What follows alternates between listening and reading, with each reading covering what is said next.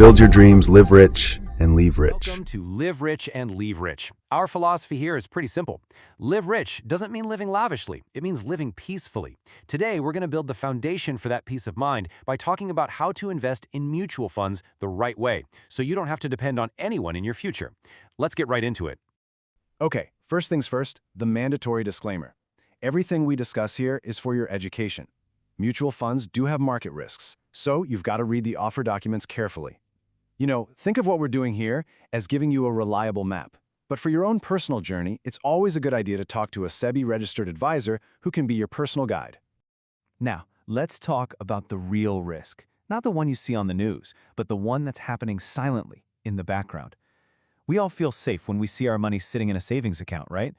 But the hard truth is, for every 100 rupees you have in there, there's a thief called inflation that's quietly stealing its value year after year. I mean, just look at the numbers. Your savings account is probably giving you, 3% interest, maybe 4% if you're lucky. At the same time, the cost of everything, inflation, is going up by about 7% a year. This isn't a maybe loss, it's a guaranteed loss of your money's buying power. So by playing it safe, you are literally guaranteeing that you lose money every single year. So if we know that keeping money in the bank is a guaranteed way to lose its value, why are so many of us absolutely terrified of investing in mutual funds? Well, it usually comes down to one big misunderstanding. We hear stock market and our brain immediately jumps to gambling. We picture those crazy scenes from movies, but that's not what this is about. Not at all. Let me give you an analogy that will make this crystal clear. Think of investing in stocks directly. That's like trying to drive your own car through rush hour traffic in a big city. You need a lot of skill. You have to know all the routes, avoid the potholes. And if you mess up, well, the accident is all yours.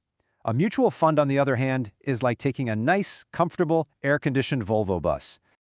See, on the bus, you and a bunch of other passengers pool your money together to buy a ticket. And with that money, you hire a professional driver, the fund manager, who has spent 20 years driving on these chaotic roads. You can just sit back, read a book, and trust the expert to get you where you need to go. You don't need to be the expert driver, you just need to know how to buy the right bus ticket. So how do you buy that right ticket? It's not some complex secret. We're going to break it down into just 3 simple, easy-to-follow steps. First, we'll understand the mechanism. Second, we'll learn how to make the right selection. And third, and this is crucial, we'll learn how to avoid a very common trap. Step 1 is all about the mechanism. And the magic word here is SIP, or Systematic Investment Plan. This is basically the engine of your whole investment journey. It just means you invest a small, fixed amount of money every single month, and it can be as little as 500 rupees. The real power of an SIP comes from something called rupee cost averaging. Okay, let's break this down. It's actually as simple as buying vegetables from the market. When tomatoes are expensive, your 100 rupees gets you maybe half a kilo. But when the price drops, that same 100 rupees gets you a whole kilo, right? An SIP does this automatically. When the market is down and prices are low, your fixed SIP amount buys you more units. When the market is up, it buys you fewer. So over time, your average purchase cost goes down. It's like automatically buying more of something when it's on sale.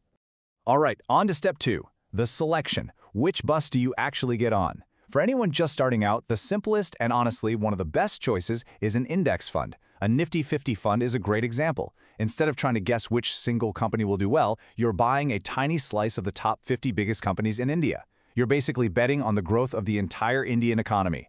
As the country grows, so does your investment. Simple as that. And now, for what is probably the most critical step of all. Step 3, avoiding the trap.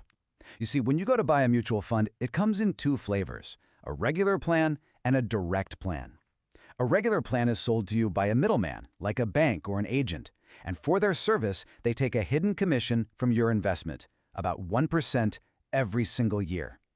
A direct plan means you buy straight from the source, cutting out that middleman entirely. And the commission? It's 0. Now you might be thinking, come on, Krish, what's 1%? It sounds so tiny. But let's see what that tiny 1% commission actually does to your money over the long run. Let's say you invest 10,000 rupees a month, every month for 20 years. That 1% fee will cost you over 15 lakh rupees. Let that sink in. 15 lakh rupees. That is your profit, your money that you just handed over to a middleman for doing absolutely nothing. This is exactly why you must always choose a direct plan. Let's see how this works in the real world. Meet Vikram. He walks into his bank, and the friendly relationship manager sells him a regular plan of some new fund.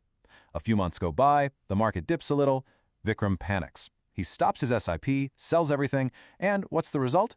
He paid a hidden fee to get in, and then he sold at a loss. He ends up blaming the market. But then there's Anjali. She does a little reading online. She completes her KYC herself. She chooses a simple, low-cost, direct plan index fund. And you know what she does when the market drops? She smiles. She actually smiles. Why? Because she understands rupee cost averaging. She knows her SIP is just buying more units at a discount. She stays disciplined, and after 15 years, she's built a huge corpus for her goals. She just followed the map. You can absolutely be Anjali. Here's your homework, a simple checklist to get you started on the right path. 1. Check your KYC status online. Make sure your PAN and Aadhaar are linked up. 2. Define your goal. What is this money for? A car in 3 years? Retirement in 20? The goal determines the type of fund. 3. I'm going to say it again. Always look for the word direct in the fund's name. And 4. Start small. Start a 500 rupees SIP today. Just begin. The most important step is the first one. All right, let's quickly recap the most important points. Takeaway number 1. Remember, a mutual fund is not some magic scheme. It's just a vehicle, a tool that lets an ordinary person hire a professional expert to manage their money. Takeaway number 2, think of your SIP as a seatbelt for your financial journey. It enforces discipline, and it uses those market ups and downs to your advantage, which actually reduces your risk over time. Takeaway number 3, and this is a big one. The single most important word for your wealth is direct.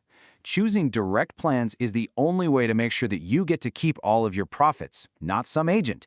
It can literally make a difference of lakhs of rupees. Takeaway number 4. Please don't try to time the market. Nobody can predict it consistently. The real secret to creating wealth isn't about jumping in and out at the perfect time. It's about spending time in the market. Just stay invested and let the magic of compounding do its work. And finally, our 5th takeaway. Use the right tool for the right job. If your goal is far away, like more than 5 years, equity funds are great because they offer higher growth. But if your goal is short-term, like a down payment in 2 years, then debt funds are safer and more stable. Always match your fund to your goal's timeline.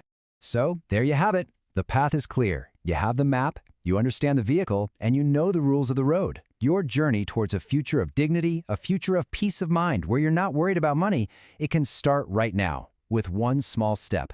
The only question left is, what's that first step going to be for you?